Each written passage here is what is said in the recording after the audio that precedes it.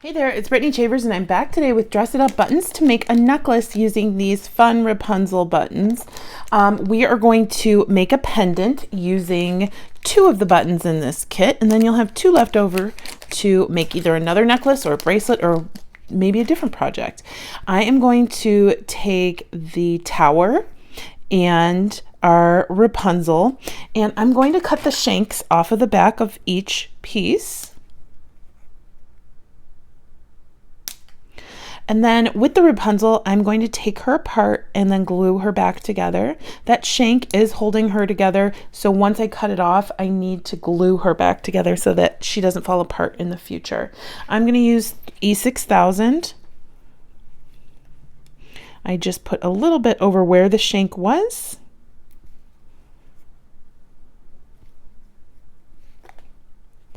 And glue her right back into her lots and lots of hair.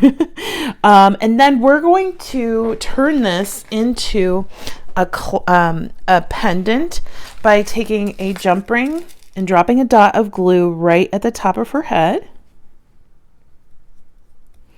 And then we'll take that jump ring and the part where it's split, I'm going to put into the glue. And then I'll take a head pin or a wire or an eye pin, whatever you have on hand, and spread that glue right over the top of that split. Next, I am going to take my glue again.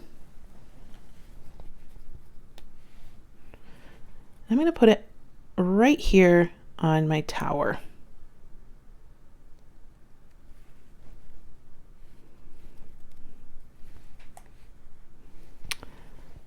Next, I am going to drop that tower right on the back of our pendant, and you can see I moved my jump ring, so we want to make sure that the tower isn't overlapping where the jump ring lays, and then we can kind of finagle that back into the right place. There we go. And then that's what our pendant's going to look like. I am going to set this aside upside down so it can dry for at least an hour. Through the magic of television, I already have a completed piece. So here is our dry pendant.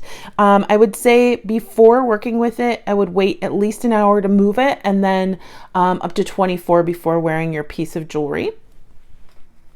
I am going to incorporate some beads from the Lily Color Trends mix from Jessie James Beads. And then I have 6 fairy dust flower buttons from Dress It Up in pinks and purples. A couple cage beads from Jessie James Beads and some chain reaction. I also have some 22 gauge wire from Beadalon. And we're going to make a really fun necklace. So I'm going to take apart my chain reaction. Now, chain reaction, these pieces right here are memory wire, so you either want to slip it off of that jump ring or cut it with memory wire cutters. Do not use your nice sharp flush cutters like this on that jump ring. So now I have quite a bit of chain, and I am going to remove all of the crystals. I'm just going to do that by cutting my my jump rings, because I don't need those jump rings where the crystals are.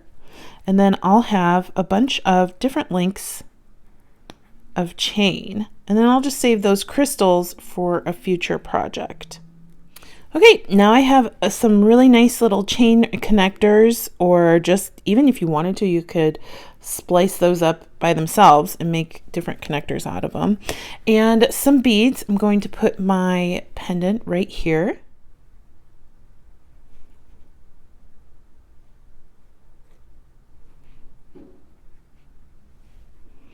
And then I'm just going to kind of layer in all of the different buttons. So we'll just do them separated by our pink beads.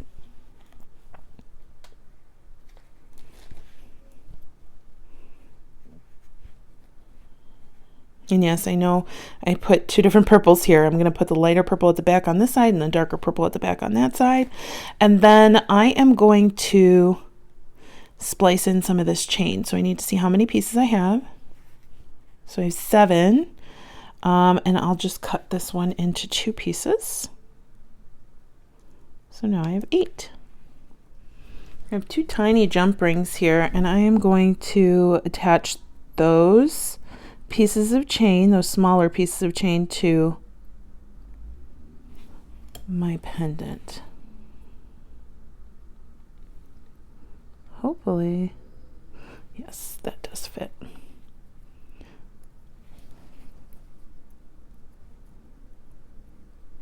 Okay, I cut a length of my 22 gauge wire, and I'm going to wire wrap one end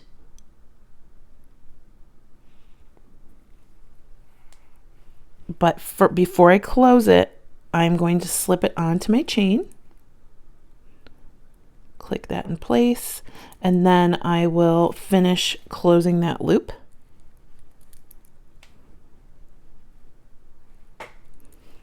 And we'll snip that off.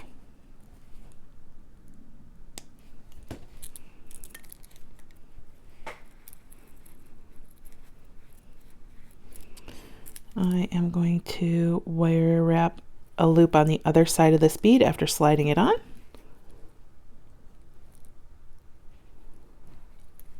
And I am going to close this one. We could wire wrap onto that, but it'll be easier for me to use a jump ring.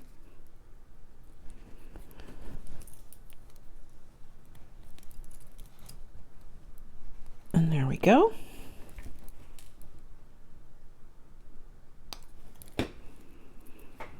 So we've got our first bead. Next, I am going to grab a jump ring. I'm using several different sizes of jump ring in this one. You want to make sure you grab an assortment for this necklace. Slip my bead on, and then I usually find a place where there are, see how this one is already joined, you don't need to join it anymore. I'm going to find a place like this where it isn't joined, and I'm going to go that way. And then I will go right across from where that is and attach my next length of chain with the jump ring.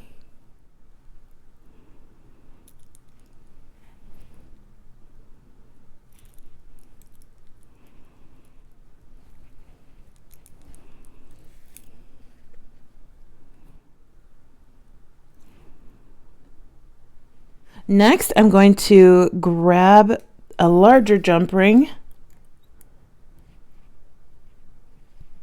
swing it open, and find a loop on my flower that I'd like to link to.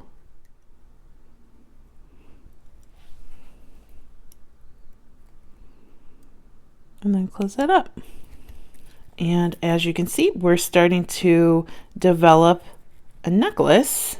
And I almost like every 2 links instead of every 4.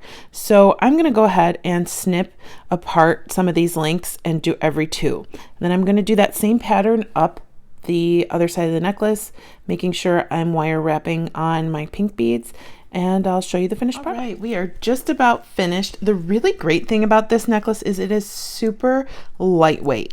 Because the buttons are so lightweight and there are very few beads, it's just really nice and easy to wear, perfect for the summer, perfect for a little kid, perfect for anybody really. What I'm going to do next is attach my clasp. I have this really fun sparkly clasp from Jessie James Beads. It is magnetic. Just need 2 little jump rings.